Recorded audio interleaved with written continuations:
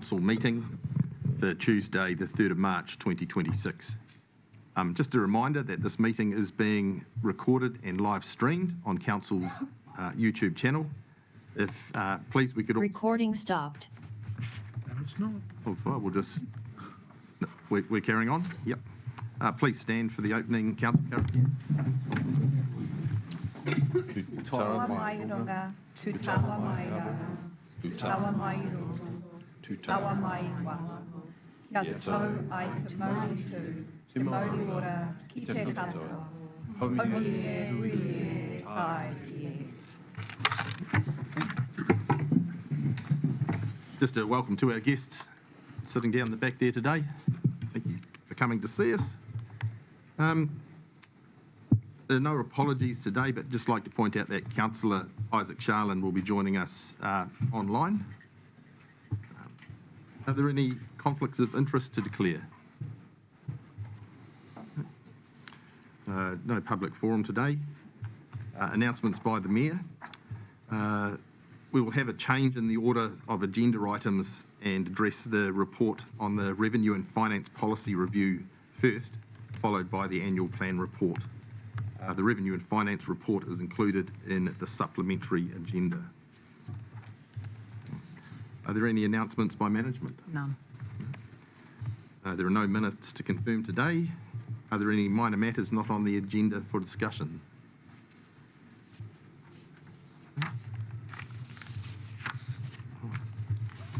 We will now address the supplementary agenda item 4, Revenue and Finance Policy Review, and it's on page 3 of the supplementary agenda. The presenters for the report are Alistair Eadie, supported by Talia Foster. To the front for us.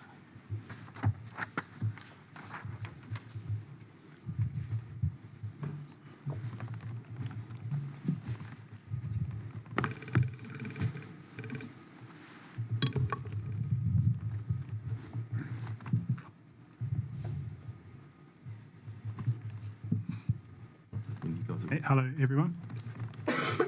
So the Revenue and Financing Policy is a mandatory LGA document that we need to prepare. So it explains who pays for council services and why. So it covers the funding sources, so general rates, targeted rates, user charges, fees, development contributions and borrowings. We also cover activity funding analysis. So that's the determination of the appropriate funding mechanisms for activities. And we must review this regularly just to keep up the relevance of the policy. So to align to our current priorities, to rebalance priorities and for transparency and accountability. So we have run through a review process with Council, a series of workshops. And from these workshops, we've settled on 3 main options to take to consultation.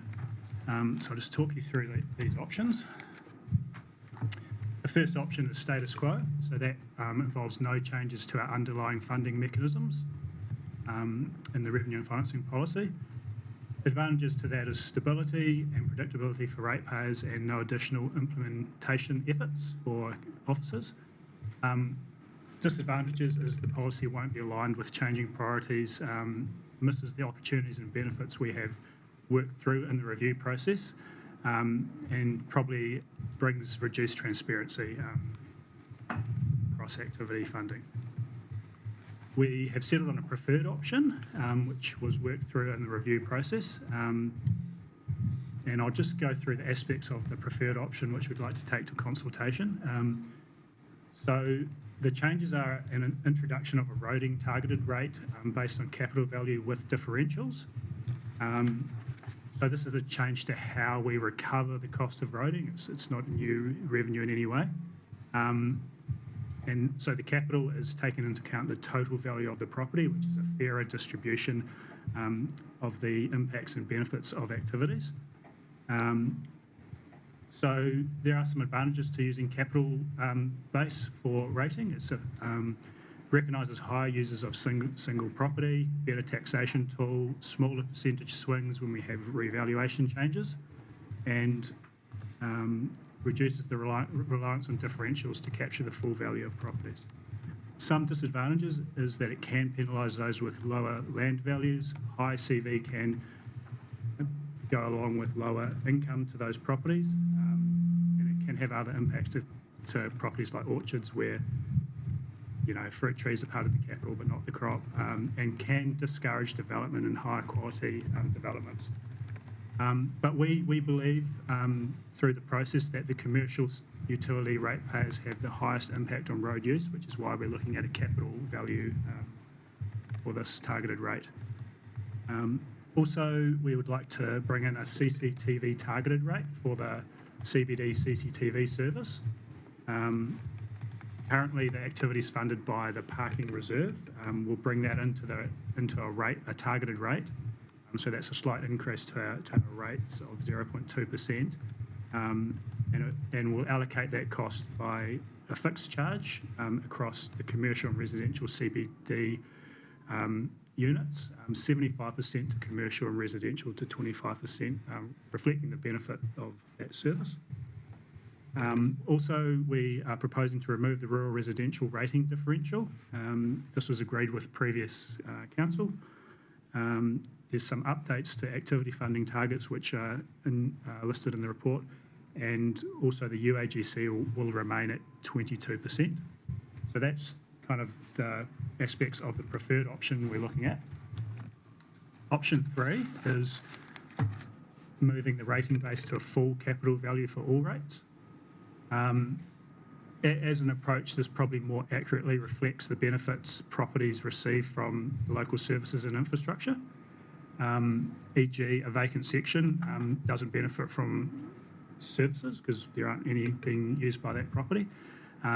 Decreases changes to rates when revaluations occur, a fairer way to change rates to charge rates to multi-unit dwellings, and more accurately reflects growth. However, we haven't put this as a preferred option because due to so much change and reform hitting council, we don't believe it's the right time to do this move. There's also some disadvantages of capital. It could encourage land banking, penalises low land value, high capital value properties, and there could be the case where low income earners could still be in high value properties.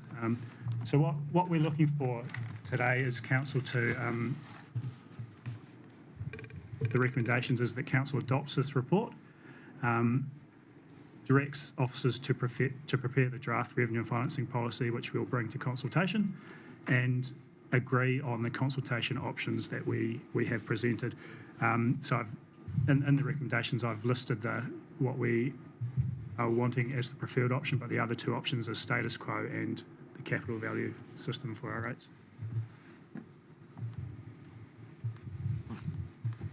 Do we have any questions for the team? Any discussion? Do I have a mover and a seconder for the officer's recommendation? Councillor Lawrence, do I have a seconder? No one's prepared. Oh, Councillor Mawson. Thank you, guys. Would you like to speak to the motion? Through the chair. Thanks, Alistair, for clearly summarising that, and the work to you, Talia, and the team. Going through a detailed and complex piece of work with us over the number of weeks. And I just wanted to highlight that originally when we'd first been talking about it, I had concerns about, as mentioned, it's a time of change at the moment and people don't like change and it's a bit unsettling sometimes. So I feel like this is a good middle ground, and I'm happy to support this, and I think it's just good to note for us councillors that we really actively encourage our ratepayers, residential and commercial, to engage in this consultation process as the next step. Councillor Mawson, would you like to speak to it? Just to add that, thanks everyone, thanks staff. I mean, this was really shots on this. Hear back from the community and see what they want. Yep. Would anyone else like to speak for or against the motion? Councillor Simpson? Yeah, through you, Mr. Mayor. I just want to lodge my. I'm speaking against the resolution, but I will support it when I vote. But I just want to be quite clear. I believe there's some inequities in the outcome of this resolution. And I think it's important that we understand the history of where rates value comes from and the inequity in what we're proposing in these rates by removing the rural residential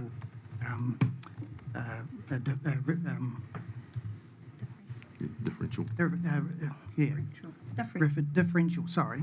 The difficulty is we impose on the rural residential properties a fact that they can't subdivide and they can't, in other words, reduce their rates burden by subdividing their land, which is an opportunity that they are deprived of while we enable the urban ratepayers to subdivide their land if their rates become a burden. And I believe the philosophy around removing the differential on rural residential properties is not fair or equitable in this process. The fair and equitable rating system would be capital value. Would anyone else like to speak? Councillor Crown? Thank you, through the chair. May I ask a question at this stage? Yes, certainly. Thank you.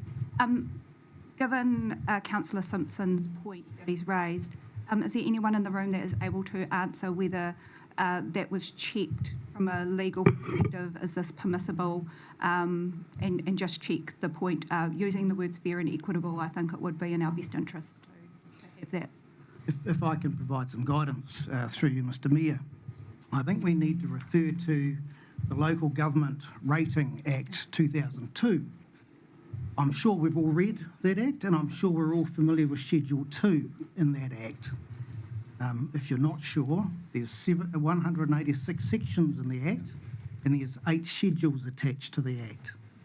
Schedule 2 of the Act is entitled Matters that may be used to define categories of rateable land.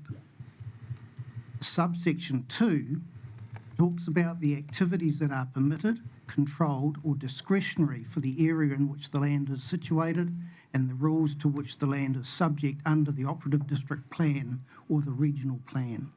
So in one hand, we say our district plan permits one set of ratepayers, if the rate burden is too high, to subdivide their land.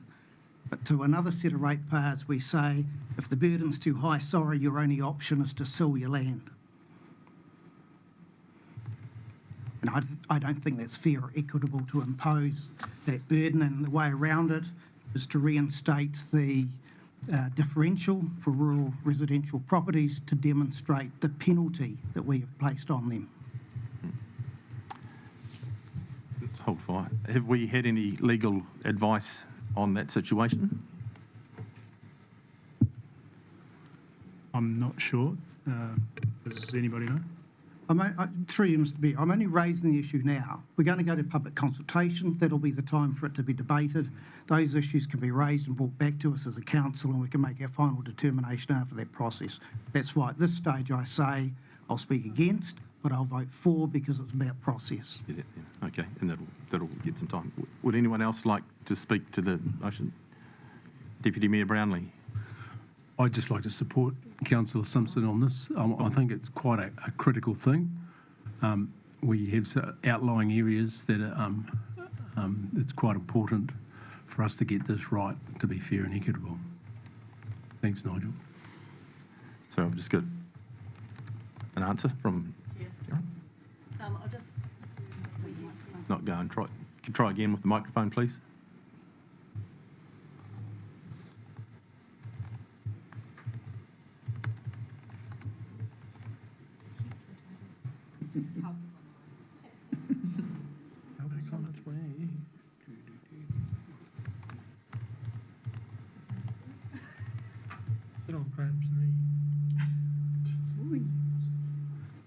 Check. Through the chair, I'd just like to confirm that we have proposed changes to the revenue and finance policy legally reviewed. And so everything has been reviewed. Yep. So no issues legally. Okay, thank you. Would anyone else like to speak to the motion?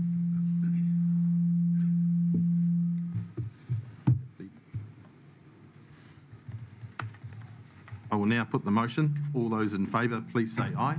Aye. Against? Carried.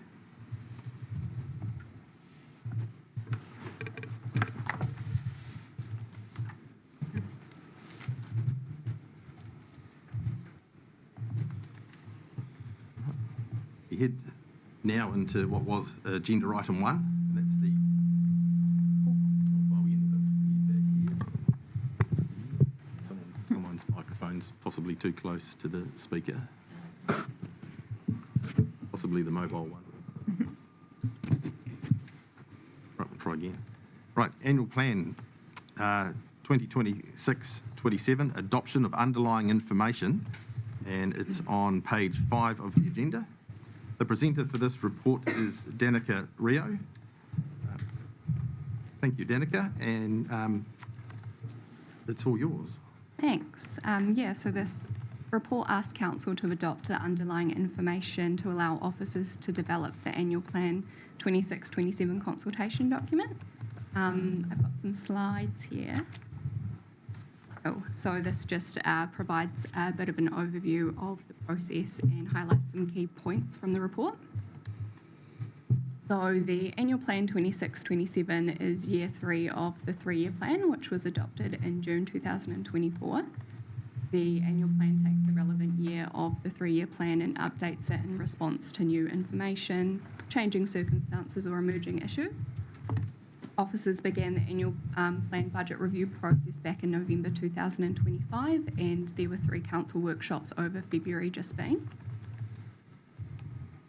So at the council workshops, capital and operating budgets were scrutinised. Identification of potential cost savings and efficiencies were balanced with ensuring that proposed budgets still enable delivery of the work committed to through the 3-year plan. Financial sustainability and responsible investment in critical infrastructure remained front of mind throughout the entire budget review process, and the direction provided at these workshops forms the basis of this report. So the direction provided to date results in an average proposed rates increase of 8.8% for 26-27, and this is 0.3% less than the 9.1% increase proposed as part of the 3-year plan. The 8.8% proposed rates increase is made up of borrowing costs, labour costs reflecting the 25-26 market rates and reduced labour capitalisation, the CCTV targeted rate preferred option that Alistair spoke about, growth in the rating base assumption as per our 3-year plan, and operating savings. So the proposed capital program still aligns with what was set out in the 3-year plan, but work on some projects have been rephased to prioritise investment in capital infrastructure. And officers are recommending the inclusion of a 20% timing assumption. So this timing assumption recognises that projects don't always proceed as planned due to unforeseen project changes, resource constraints and external factors outside council's control. The assumption, however, does provide the flexibility to maximise delivery. So these are the items that will be in the consultation document. So the proposed rates increase, changes to fees and charges for 26-27, the rephasing of the capital program and the revenue and financing policy changes that Alistair has just run through. So if council was to adopt this information today, we'll head off and develop the consultation document, which will be brought back to you on the 19th of March for adoption. We'll then have community consultation between 30th of March to the 24th of April. In May, there'll be hearings, so any submitters that would like to come and speak to their submission can do so, and council will make final decisions about the plan as part of deliberations. And then we'll head off and develop the final plan and bring it back to you on the 25th of June for adoption. From me. All right, well done. Any questions for the team up here? Councillor Simpson. Yeah, through you, Mr Mayor. I have 2 questions. I can start with the first around the 20% assumption. If the 20% assumption works in our favour, does that mean we come in under budget, or does that mean we come in on budget? If the 20% works against us or against our favour, does that mean we're going to be 20% over budget? Through the Mayor, the 20% assumption works in this way. So if we complete our full capital plan and we don't need to utilise that 20% assumption, then we would come in on budget. However, if there was unforeseen circumstances or events or timing issues with our capital plan and we don't achieve our plan, then that 20% assumption is like a contingency adjustment for the total.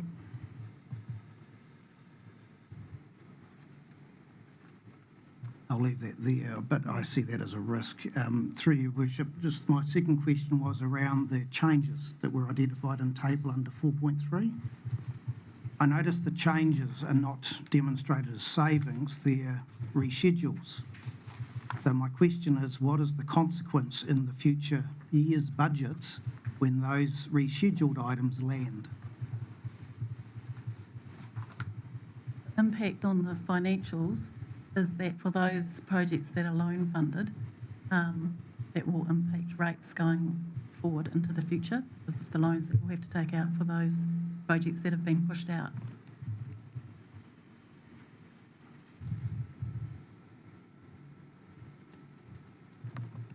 Through the chair, if you wanted to know a bit more about the actual projects, we've got some subject matter experts on hand. Oh, the information provided sufficient, but it was just a question of whatever has been deferred, does that mean that there's other planned works in the future year that is then deferred and then deferred again? Because we'd started getting pretty good at delivering our capital projects. And if we continue that exceptional outcome, then is there a consequence in the deferrals?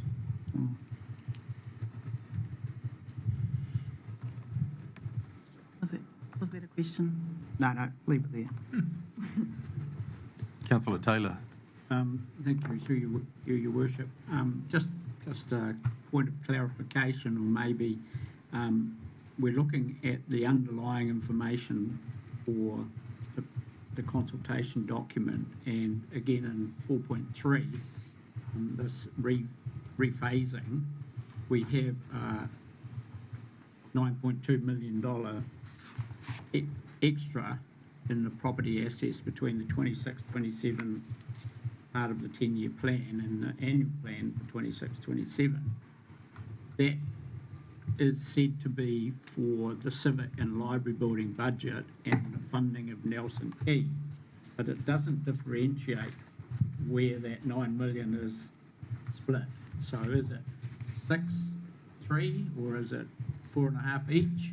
And I think if we are going out with information to the public on this rephasing, we should actually provide, rather than lump it together for two big projects, and we know that Nelson Key is a major issue just at the moment, where's that $9 million scheduled to be spent?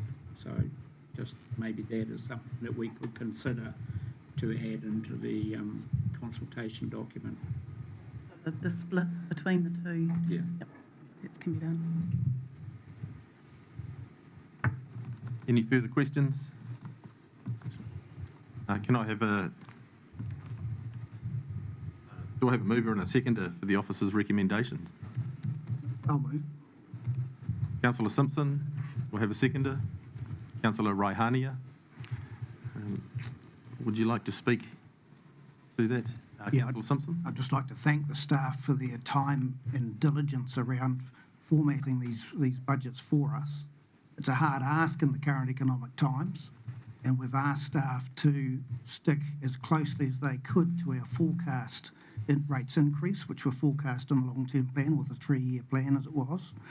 And they've achieved that remarkably well with some sacrifice, but as identified through the questions, some inherent risk. But I thank the staff for their effort, and let's hope that we get some good consultation on this process. Councillor Raihania, would you like to speak? Would anyone else like to speak for or against? Councillor Price?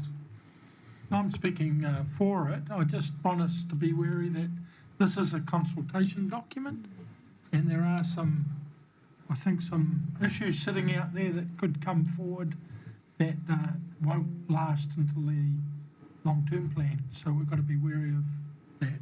Thank you. Like a reply, Councillor Simpson? No, I'm All happy. good. I will now put the motion. All those in favour, please say aye. Aye. Against? Carried.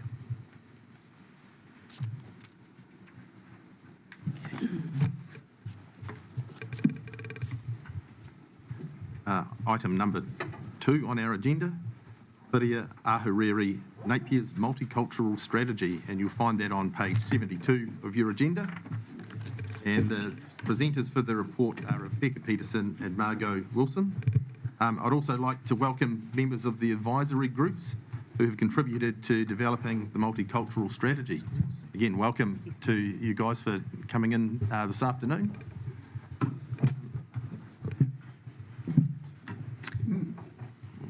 Ata Maria koutou, ko Beck Peterson tōko ingoa, he Senior Policy Analyst mo Te Kaunihera o Ahuriri. Kia ora koutou, ko Margaret Wilson tōku ingoa. Ko te mema o te tima hapuri. I'm actually the Community Resilience Manager in the Community Services team. Thank you for the opportunity to present the following paper.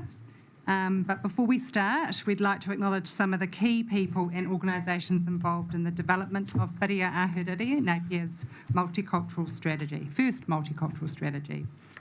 Our advisory group members who participated in the development of the strategy, we have some representatives here behind us today. A large number of our advisory group members volunteered their time to attend workshops and support meaningful engagement with Napier's cultural communities. Similarly, today they're taking time out to show their support for the strategy and its adoption. We also want to acknowledge Te Waka Rangapu, who supported partnerships with mana whenua, embedding tikanga and mātauranga Māori in this kaupapa. We want to acknowledge Councillor Mawson, who represented as elected member to date, including his involvement in the steering group during strategy development. And finally, an acknowledgement to Tanya Jane, independent consultant, who is also here today behind us. Tanya has worked alongside us and our community to develop this strategy. So the purpose of today is to seek Council's approval to adopt Whiria Ahuriri, Napier's multicultural strategy, following community feedback late last year. The paper has 3 attachments. Attachment 1 is a background document that talks of our journey. Attachment 2 is the summary feedback from community consultation, and 3 is the final strategy. So before we begin, I thought it would be good just to recap what a community strategy is. So a community strategy is really our whole community shared roadmap for how we want our people and places to thrive. It brings together the voices, strengths and aspirations of our community and turns them into clear priorities that guide how we work together for a better future. In Napier, we see this clearly in Whiria Ahuriri, our draft multicultural strategy. It reflects the whakaaro shared by people from many cultures who helped shape its priorities and actions and direction. What grounds this work is our commitment to Te Reti o Waitangi. Te Reti sits at the heart of Whiria Ahuriri, recognising the foundation relationship between tangata whenua and tauiwi, and guiding how we welcome, include and weave together all the cultures that call Ahuriri home. At its core, a community strategy is about connection, belonging and ensuring everyone has the opportunity to participate and thrive. It's our collective promise to build a city where every voice matters and every culture is valued. At the weekend, the work of all of our strategic partners was celebrated at Whānau Fest at Anderson Park, and our newest strategic partners to be were there being celebrated and celebrating with and by the Ahuriri community. As we present today, you will hear how the strategy acknowledges Te Reti o Waitangi as the foundation agreement, starting with the title Whiria Ahuriri. Whiria means to weave. In this context, conveys the coming together of different cultures weaving together the social fabric of Ahuriri Napier. The name of this strategy was an outcome of the work with our advisory groups as we explored the meaning of different words associated with multiculturalism. One of the key distinctions or goals for the strategy is the emphasis on fostering partnerships and collaboration with mana whenua and to grow cultural communities' understanding of te tiriti, mātauranga Māori and te ao Māori.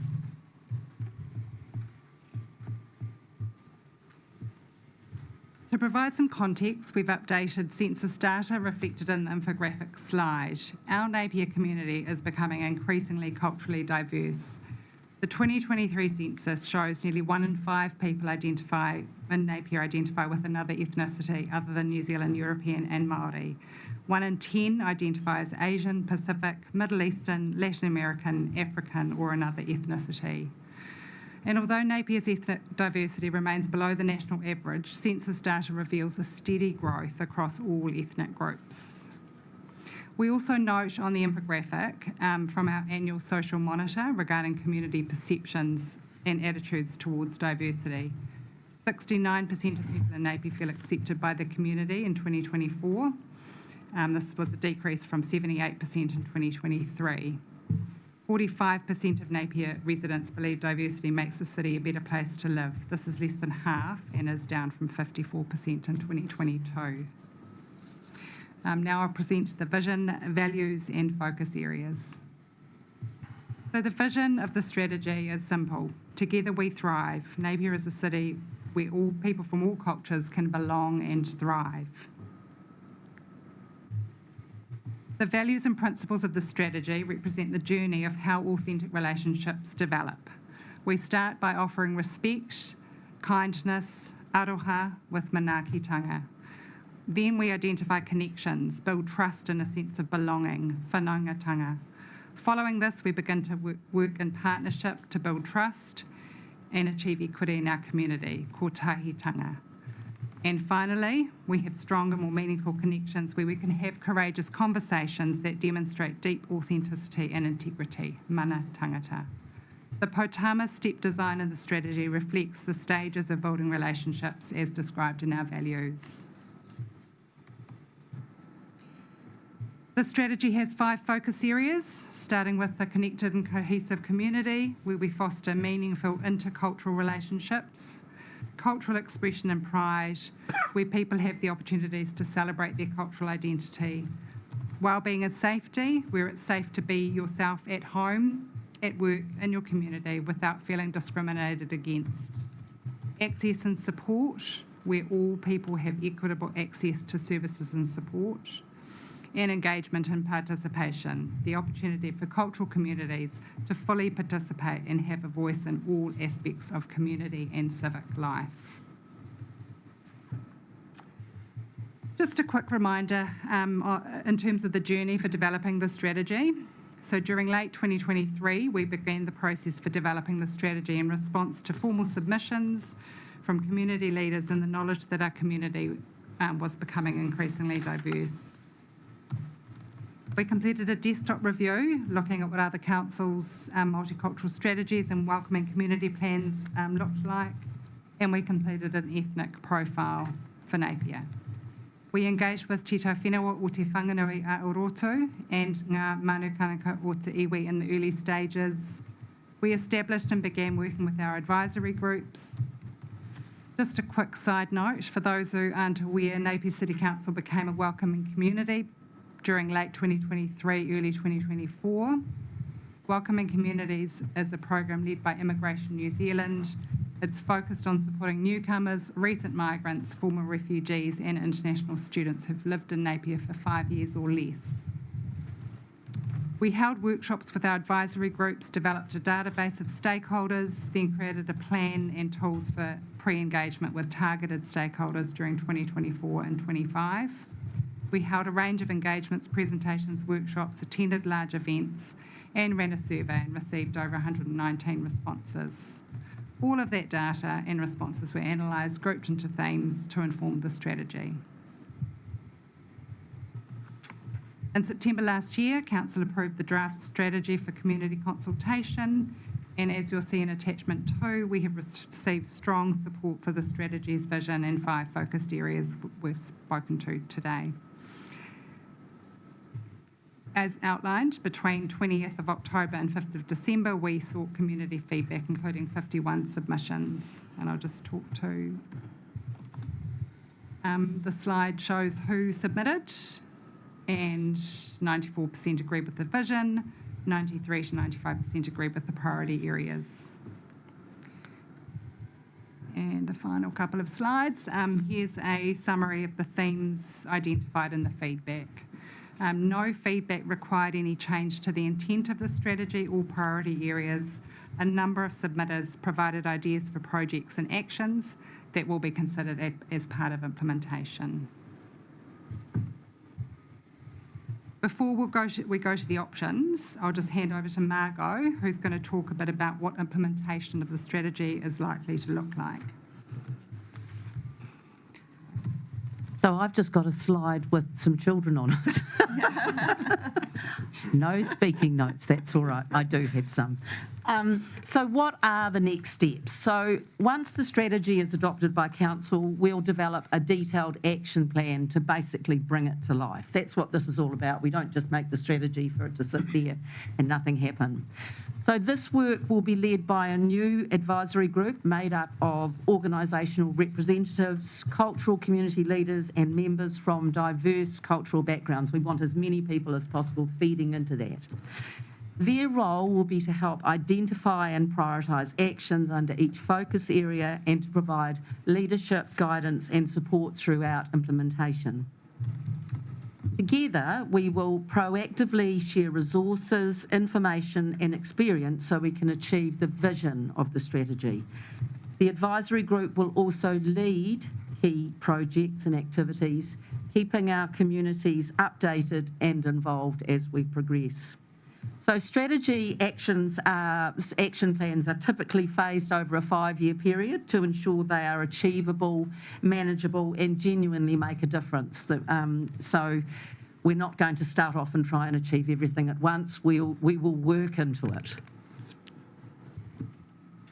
Okay, so the options available to council today, option 1, to adopt Whiria Ahuriri, Napier's multicultural strategy. Or option 2, reject Whiria Ahuriri, Napier's multicultural strategy. And I think you can tell what our preferred recommended option is. So any questions? Right, any questions for the team? You're getting off lightly. Right. Can I have a mover and a seconder for the officer's recommendation? Councillor Crown and Councillor Mawson. Would you like to speak to that, Councillor Crown? Yeah, thank you. Thank you through the chair. And I'm just acknowledging the work, the mahi that Councillor Mawson did on this. So sorry, mate. I thought that he was going to pick you to move it, but at least you get to second it. Look, I think the key point for me on this is what an incredible piece of work. The contributions by so many people in our community to put this together. Thank you all so much for engaging with us, for working with the team, and thank you to the team for leading this process. My key point, though, is how do we protect the important vision of this strategy? We have the Local Government System Improvements Amendment Bill before government at the moment. It will remove the 4 well-beings, or that is the intention. It is my understanding that primarily the work in this sits within those 4 well-beings. And so the trick for us is how do we protect it? Especially when so many people in our community have buy into it, have contributed lots of time and effort. How do we make sure that we're actually able to serve our community when it comes to community strategies like this? Especially while maintaining this council's keen commitment to fiscal responsibility and core service delivery. So to me, the opportunity sits in the action plan and in the monitoring and how we measure the effectiveness of the actions that are taken as a result of the strategy and how we link them back to those core services. So incredibly supportive today, but I guess that's the challenge that I lie at the feet of our team, is how do you link that back to that core service delivery? And that will certainly be what I will be looking for when you bring the implementation and action plan back to this table. So kia ora. Councillor Morley? Mawson, sorry. He's better looking than me. Look, I want to also acknowledge the significant amount of work that has gone into bringing this strategy to us today. It's brilliant.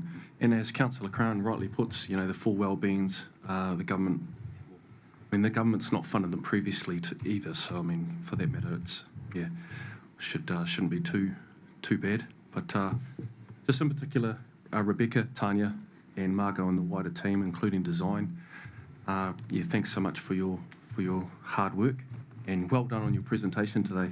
I did have a little bit prepared here, but obviously you've gone through everything. So just wanted to acknowledge the people in the room today, the steering group and the reference group. You invited me into those workshops. Fantastic work. Some really thought-provoking stuff. And as Rebecca put it, there was actually some really courageous conversations in those workshops. So also want to just congratulate Councillor Lawrence on a new portfolio, and I look forward to the development and implementation of the action plan, notwithstanding what Councillor Crown rightly put earlier. So, happy to second this resolution. Thank you. Anyone else? Councillor Taylor? Thank you, Your Worship. I'd just like to support the strategy and the comments made by Councillor Crown and Councillor Mawson. And Councillor Mawson sort of indicated what central government legislates doesn't actually mean we have to act on it every time. And so it's up to this council to ensure that the action plan works and is implemented. And I would just ask that you reintroduce the cultural evening where councillors are dressed in national costume and enjoy traditional food, because I can recall being dressed in an Indian costume a number of years ago, and I thought it was a really cool way for us to interact with the various communities. So love to see it happen again as part of the action plan. Thank you. Councillors do like their food. Some more than others. But I think we might have more people that wish to speak to this, so I'd be happy to suspend the standing orders because we've had 3 speakers speak for. So if there is anyone else who... I couldn't tell you the number offhand, but I know it's in there. We can find it if you require the number. Are you happy for me to continue while that's being... Yep. Councillor Crystal. I'd just like to congratulate everyone as well, and it was something that really struck me when I read through all the detail, was we're the 3rd council in New Zealand to do this as a standalone policy. So go us. The Hastings and Christchurch have done this, but that really struck me that we have done this. So I think that shows real strength in our council and our staff and our community to do this. So congratulations. Any more speakers? Councillor Lawrence. Through the Mayor. Just want to acknowledge as well the work done with the team and all our multicultural organisations and input from our community. This is more than celebrating cultural events. It goes beyond the surface and reflects a practical framework for how multicultural and communities integrate, access support and feel safe here in Napier. Just in agreement with Councillor Taylor, regardless whether central government makes it a mandate for local councils to make this a priority, it's up to us to ensure that, and as we've got the action plan going to be in progress, that'll ensure we keep that a priority in our community. So thank you, and looking forward to the work ahead to see this meaningfully implemented. Any further speakers for or against? Right of reply. Thank you. Go us, all right. And so I guess my closing thoughts are, I feel as though there is certainly an understanding around the table and a commitment that we all want to see this implemented. So I guess we're all on a bit of a warning as the action plan and implementation plan comes back to us to remind each other of the commitment and I suppose the sentiments that have been expressed here today. Let's hold each other to account and let's make sure that we get this done. So kia ora. Right, I'll now put the motion. All those in favour, please say aye. Aye. Against? Carried. Well done, team.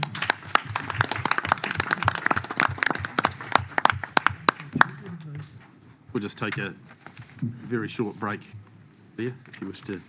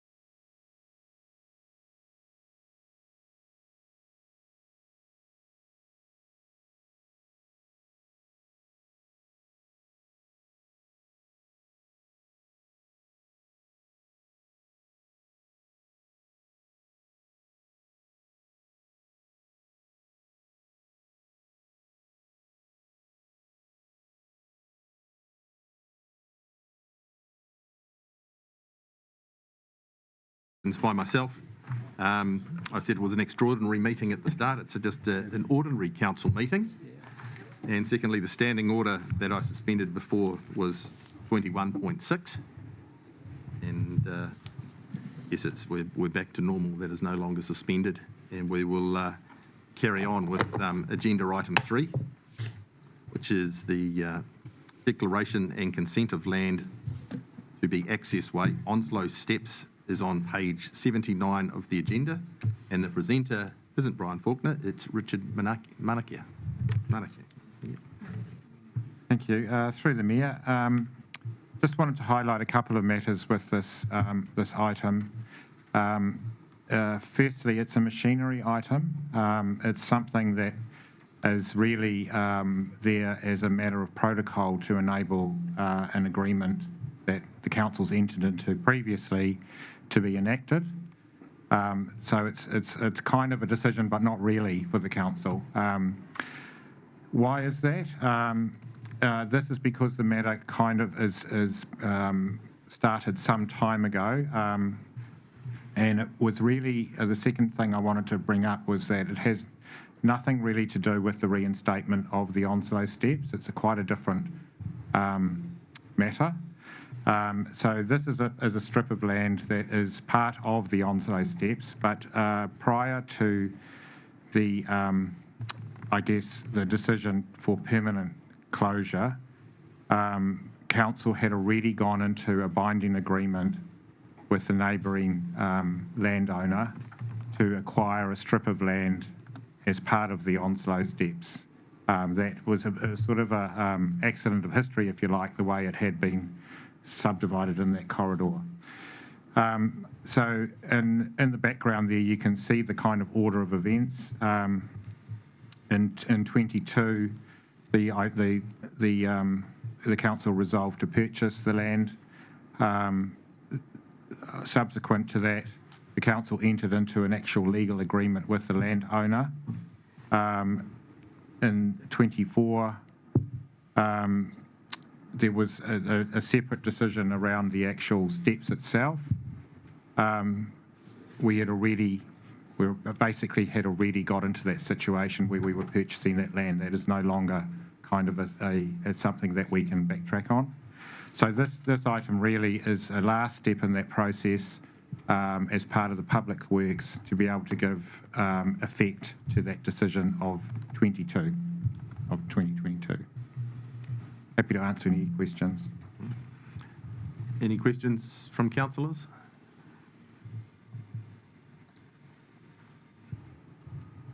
Right. For a mover and a seconder, I think. Sorry. Oh, question. Sorry. Half asleep. Thank you, Your Worship. Is it commercially sensitive for us to know the price of purchase?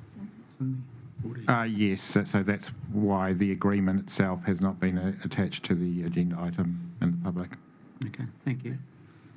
Oh, supplementary to that, has that cost been included in our budget forecasts? Couldn't answer that. Well, does anyone in the room have the answer to that? Yes? If the microphone works? Yeah. Yes, it is. Yes, it has. Right, okay, there's the answer. Any further questions? I'm going to call for a mover and a seconder. Councillor Price and Councillor Crown. Thank you. This is a great day, really, because I've dealt with Lou. He probably should get a bit more for the cups of tea and cakes we've had when we've been visiting him. He's been pretty resilient about this, and it's good to see that he's going to finally get his payment, which I think it is in the paper. I apologise, Lou. I've worked for you on this a little bit, and it's been hard work, but we've now resolved it so we can draw a line in the sand and move on. I'll probably just forewarn that there's probably a little bit more action on Onslow steps and the completion of the work to be done up there, which I'm sure will happen, Lou. So, thank you. Councillor Crown. Thank you. I haven't worked with you one-on-one, Lou, but thank you for looping me into the communications, and I know that you've had a cracker team there enjoying the cups of tea and the pieces of cake. To me, this is actually simply about doing what we said we would. I recognise the fact that perhaps it's not a decision as such, but it's actually really important for our community from a transparency, accountability perspective to make sure that we're doing what we say we will do and following through with these actions. So, I'm happy to support the recommendation today. Any further speakers for or against? Councillor Morley. Yes, this is just a procedural matter to finish off something that was originally identified back in 2019, I believe. So great to see it finally being actioned, and congratulations, Lou. We can finally get that land out here. Well, We've now had three speakers for. Anyone wish to speak against? Councillor Price, right a reply? I think I've said enough. Let's move on. Thank you. I'll now put the motion. All those in favour, please say aye. Aye. Against? Motion is carried.